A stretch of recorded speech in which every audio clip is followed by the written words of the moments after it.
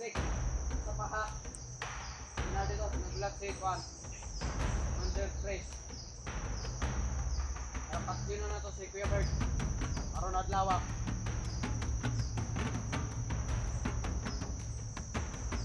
Na. Sunod na nata.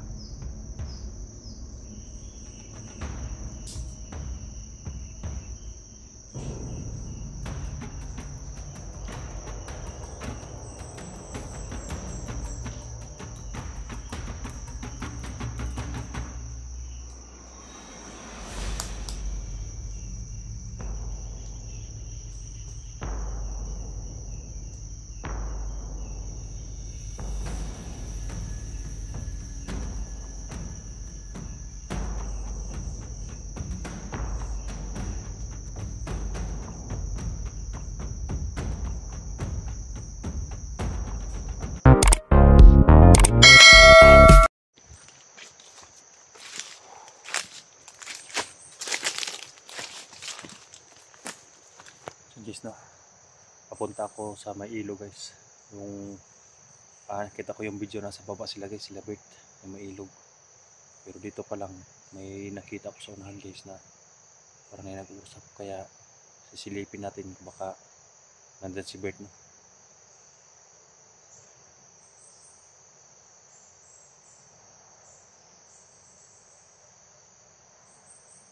Iniwan ako muna yung bako doon guys, tinabunan ko dahil kapag may kalaban, kapag nasa bakbakan na, sagaba kasi kapag may bag baka matamaan tayo.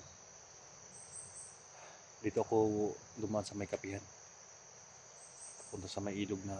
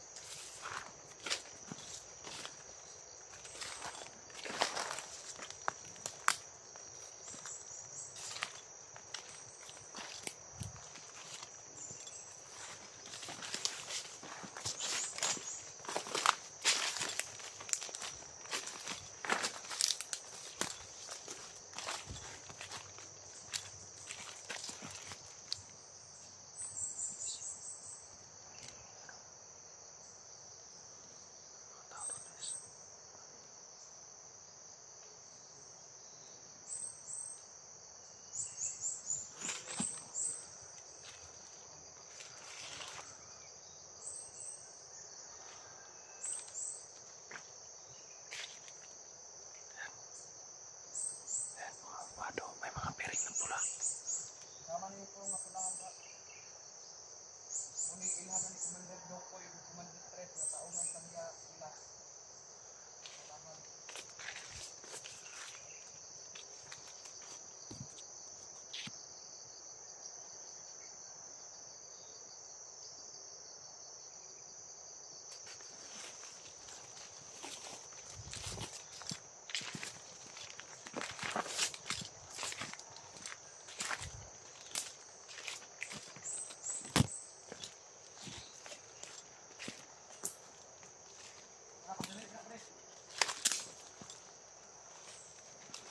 Sundan natin sila guys.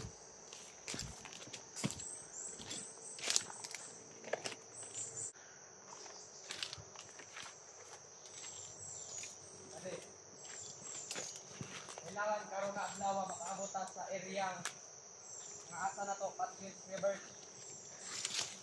Dito si Commander Dongkoy. Kita daw yung patay ni Kuya Bert. Kaya si Commander Trace nagulat sa area. Nagulat si Commander Trace sa area. Kung ano pa na maabot.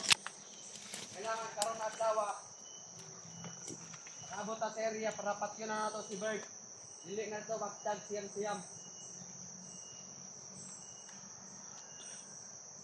Guys, Commander Dongkoy, ipasuotan niya pula. Muna ilhanan nga, tauhan ta ni Commander Cres, ni Commander Dongkoy. Kay kauban nat, mga kauban nato, nato dra sa palibot. Magsuot po to sa mga pulahan. Kailangan, hindi na to kung mga tauhan dito nga, itong sapa, pabantayan to mga tauhan, 20 kabuok. 20 kabok tauhan pabantay sa sapa. Kailangan way vloggers nga makasulod dira sa sapa. Kaya nadara si Kuya Bert daw. Dira na to tirahon si Kuya Bert. Kailangan maset kaya itong mga tauhan sa sapa at lalo tong kawayan. Ay na dito si Commander Chris at Commander Dongkoy nagulat sa tuwa. Kailangan na itong mga tauhan magsik sa sapaha. Ay na dito nagulat si Kwan Commander Chris. Para patgino na to si Kuya Bert. Aron adlaw.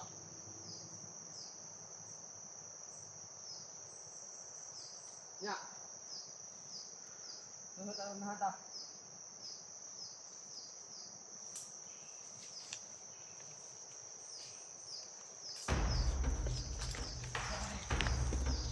Hindi para dire pare. Signal lang kung ngayon vlogger sa sunod. Wala mong tumahan. Wala ka pare. Signal taro.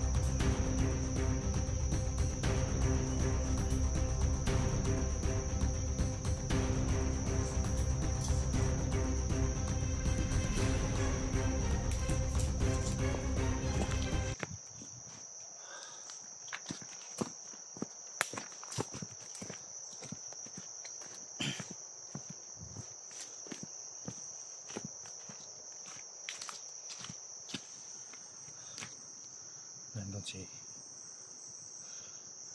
parang commander rin yun guys, dahil may mga piring sa dito guys, katulad ko piring pero sa kanila yung pula, kaya hindi ko ginamitan ng baril guys.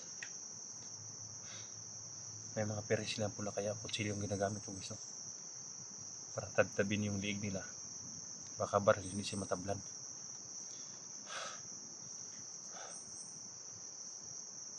Sinusundan ko yung isa guys dahil papunta daw yun sa may sapa. Sabi nila guys, narinig nyo kanina, Bisaya kasi yun eh. Sabi nila guys, pabantayan yung sapa, may kabayan dahil nandun si Chris at saka si Commander Dungkoy at nandun doon si Bert. Kaya nasa distansya pa ako guys dahil yung sapa nandun pa sa ibaba. Dito ako si Murkat guys, no. Pero dito pa lang alam ko na yung mga kanila nandito sila sa gubat guys, tinatagdagan ng mga tao para hindi makapunta doon sa may sapa. Kaya marami ang marami ang kondis nakabantay, kaya pilitin natin na dakpin yung isa, yung may piring na pula. Siguro commander din yung gusto dahil yung nadali natin dyan, napatay natin dyan, minamandoan lang niya guys, utusan lang niya, baka isa tong commander. Kaya pilitin natin gamit ng ating baril at saka kutsilyo. Hindi naman malaking katawan kasi masyadong payat, kaya natin yun dakpin. Ang importante lang na mag-ingat ako guys, no? Ayan.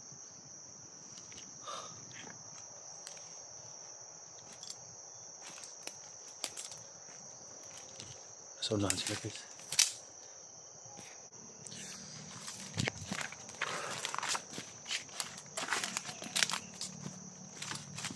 Sundan natin yung isang commander guys. Nakaganda tong lugar na ito. Napaka peaceful guys, pero may mga bandido nakabantay.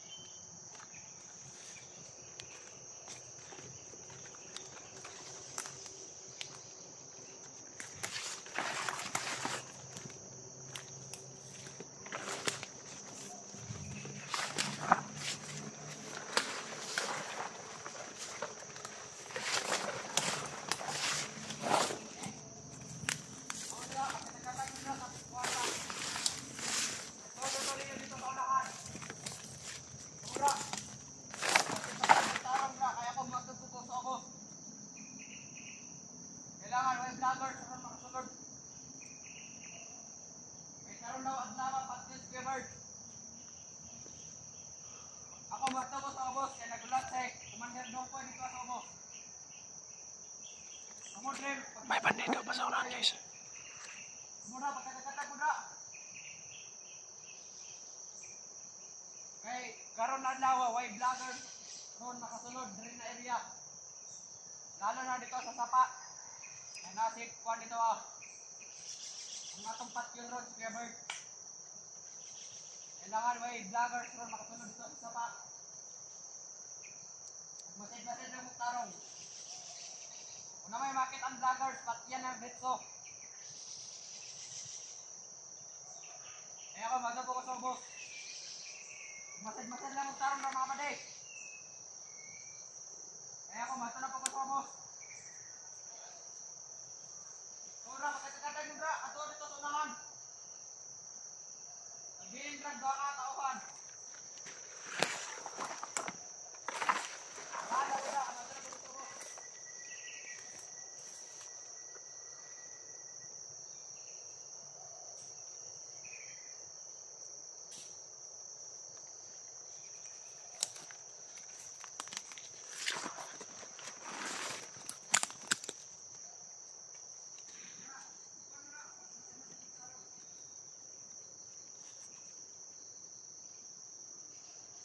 Narinig natin guys.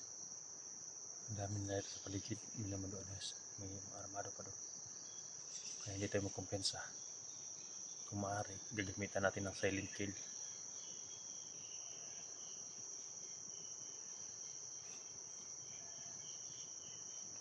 At subukan ko guys, pagbaba ko guys. Pag hindi ko makita si Quibert ngayon, subukan ko pagbaba ko guys. Hiramin ko yung agimat ni O'Neil. Dahil yung agimat ni O'Neil guys, kayang ipahintuin yung kalaban ba. Kayang patigasin yung katawan ng kalaban. Kaya subukan kong hiramin kung pwede guys, no. Para may panglaban ako guys, kahit nag-iisa lang ako.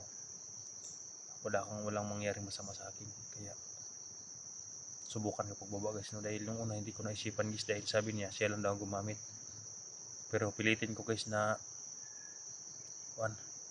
nahiramin yung agimat ni O'Neil para pagbaba ko, alam ko ng daan nito guys na pababa ko sa sapa. Kaya kapag makababa na ako sa sapa at kung dalhin man nila sa itaas, mayroon akong panangga guys, no. Ang dami light to guys, kaya hindi ako makumpiyansa. Kailangan talasan ko ang aking mga mata dahil walang maka-detect ng makalaban guys, dahil wala akong agimat guys. Iba noon dahil may agimat ako guys. Sa ngayon wala akong agimat, kaya kailangan ko magdandahan. Asa na lang guys, no, na huwag kayong mag-skip sa aking video guys, no. Sana tapusin nyo ang aking video guys dahil para alam nyo ang mga anggulo sa mga video ko guys. At sa support na rin guys, no, no skip ads guys, no. Ayan lang po ang yung income namin kahit nasa delikado. Sana suportahan niyo yung channel ko guys, no. Panoorin nyo guys.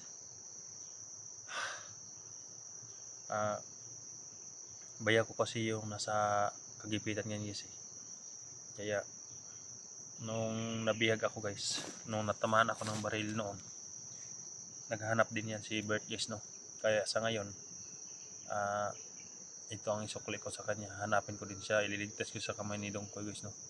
Hindi ko alam kung anong paka nila kay Bert. Sana hindi tuluyan si Bert guys, no, dahil hindi ko alam kung anong paka nila, dahil si Bert kapag nagbandido yan, malakas yan.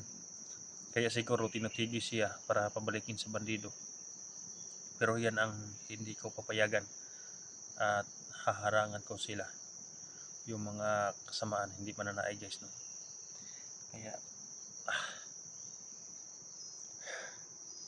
gagamitin ko ang lakas dito guys, dahil wala tayong agimat. Napaka-peaceful ang lugar guys, baka nagtatago lang sila, ambusin tayo.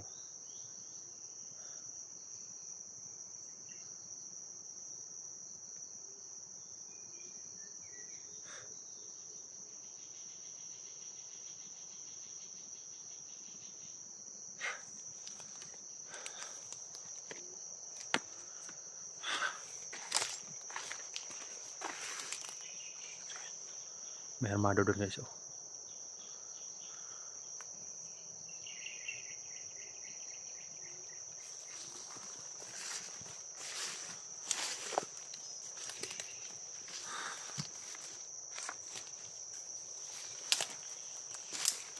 Lumakas ang yung mga kalaban yun guys. Hindi ako pwedeng sumigaw dito guys, dahil hawak na si Bert. Okay na kung nakatakas si Bert guys, pwede natin sumigaw. Pero sa ngayon,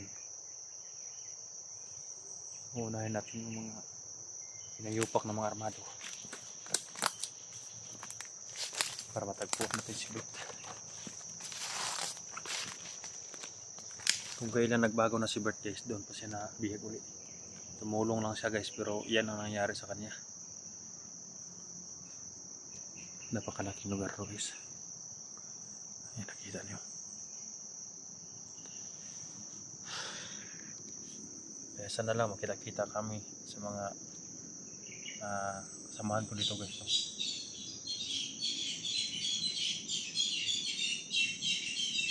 Kailangan talaga talasan ko ang mga mata ko guys, dahil hindi ko alam, baga bigla sumulpot yung mga pulahan ba, yung mga piring dito guys. Baka hindi yan tablan, delikado.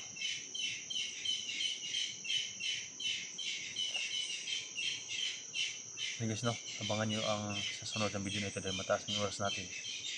Nagkakababa ko sa may sapa. Sa ngayon, off ko muna ako ito guys, dahil tingnan ko yung paligid. Patuloy ko yung sunisundan yung isa. I-try kong dakpin yan guys, no, gamit yung lakas ko. Kung hindi makaya, tutudasin ko lang guys, no. So guys, no, picture sa video natin.